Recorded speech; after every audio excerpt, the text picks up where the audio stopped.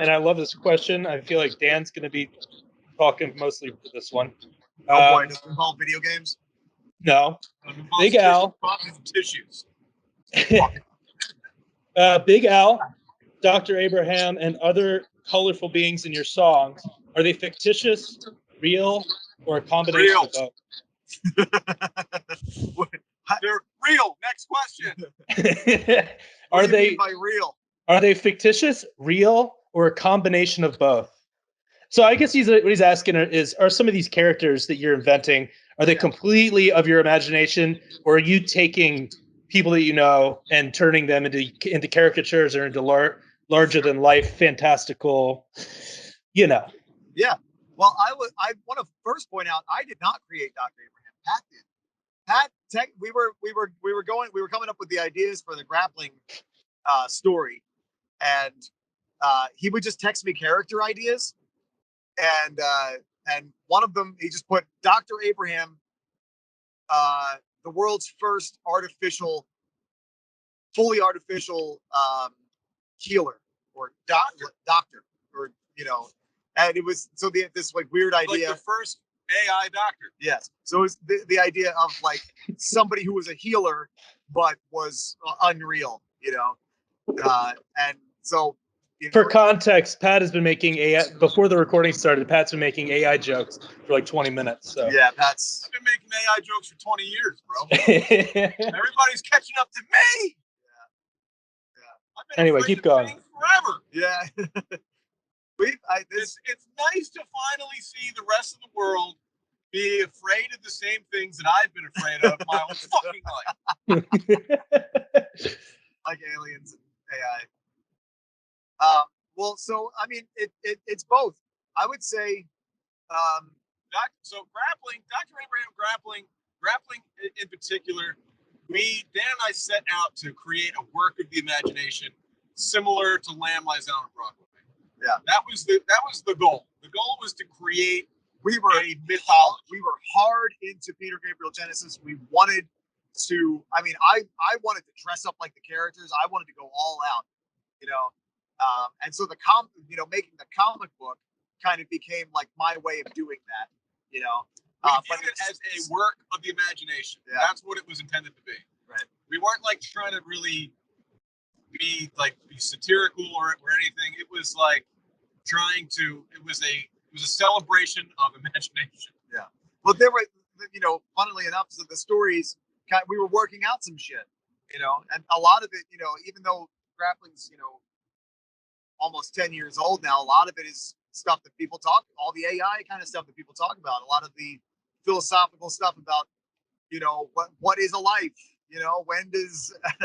when is something human and when is it not, and post-human, transhuman kind of stuff, so we were like really into all that kind of all those kinds of ideas and trying to work them out in a creative way and kind of telling a story. There was, there's the city and there's the wild, and Sebastian, who's the character that's in the magnet, the wretched pilgrim in his bed of leaves, is, he comes from the city where there is everything, and he's craving the wild. He's craving an adventure, so he ventures out into the wild.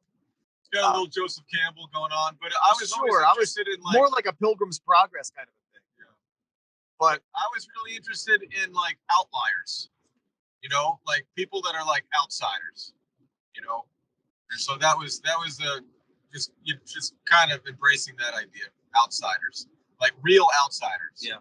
But I would say for grappling, the crazy, colorful characters they're not based on anybody in particular. I don't think. I mean, there's in the drawings, I combined myself and Joe Dorsey for Sebastian. Yeah. I would have Joe often like model, and I would like have him, send me a picture of you like 3/4 angle looking down, I'd take pictures of Joe and Joe's got a good 3/4 profile. Joe's a very handsome guy. He's a lot of fun to draw.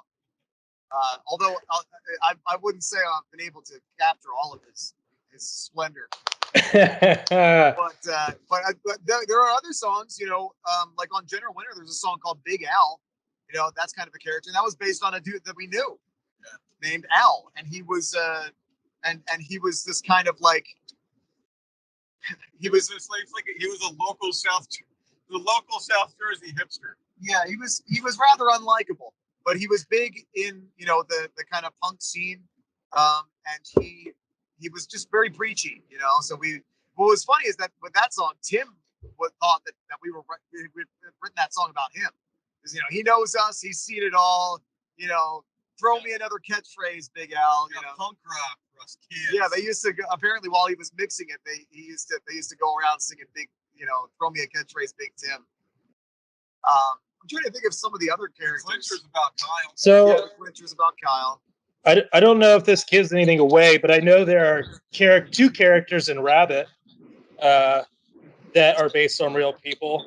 Simon Magus. Well, not just that, but I'm thinking I'm trying not to give it away if you don't want me to give it away, but two songs that come to mind that represent the two people would be like Royal Oil Ken and Astro.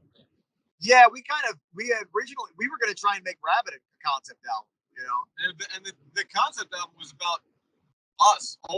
It was about us, like now having like had a horrifically failed life. Yeah, it's like if it was us in like 10, 15 years having completely failed at everything we ever tried to do.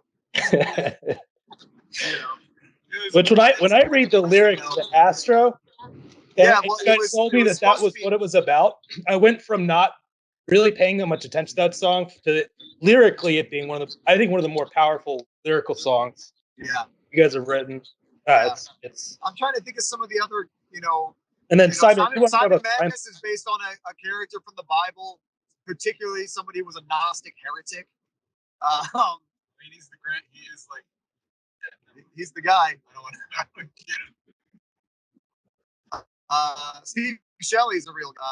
Told that story. Yeah. Quickly. Mr. Freeze. Yeah, the Eternal German Infant. That's all just kind of Is that just gobbledygook? Like, is it sort of? No, that's very okay. I painstakingly wrote those lyrics. A lot of them were references to things that me and childhood. Stuff from my childhood and teenhood. Okay. That like just strange references to a lot of inside jokes. Yeah, inside jokes, comic book characters that I had made. But everything was supposed to kind of represent something. And then the end of that song is a poem that I wrote when I was like 16. And I was able to successfully. Well, the way I always interpreted the end there is that you've got all this fantasy, and you've got this sort of dreamlike world that you've like maybe daydreamed, and the end of it sort of to me represents the realization that it's not all real. There's a lot of collapsed. That. There's a lot of that in our writing, I think, lyrically. That's a common theme, especially on Quickly. But this idea of like, when I woke up, there's lots of waking up imagery, where it's like you've been put to sleep in some way. You've been put to sleep, and you wake up and you kind of, to me, I think it's like kind of being hypnotized by, whatever, by culture, by. That's kind of how I saw McDonald's. it. By McDonald's, yeah. Being hypnotized by something seductive, something that is seductively hypnotizing you, and that has a lot of power, and you kind of become aware of it. I think that's a big theme. I can say with all sincerity, Dan, there's no song that we've ever written where the lyrics were just sort of gobbledygook. No. Like every song that I think the band's ever done, for better or for worse, the lyrics. Well, when I said that, I didn't know if you were been agonized over.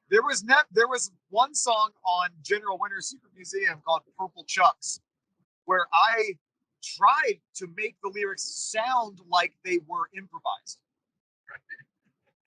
Like, because I loved Jeremy Enoch and I loved Sunny Real Estate, and sometimes Jeremy, like the one album, they just had to.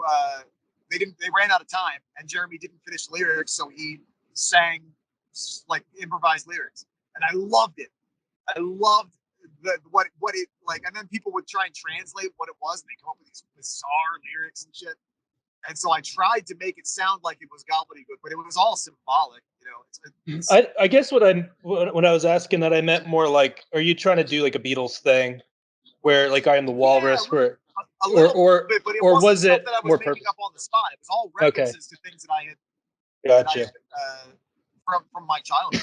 There's a lot of spirituality in the lyrics too. I mean, Dan and I are Christians, and we've been like wrestling with that for all our lives. Yeah. You know what that is, what it means, how to do it in the 21st century, et cetera, et cetera. We're trying to be real about it, Right.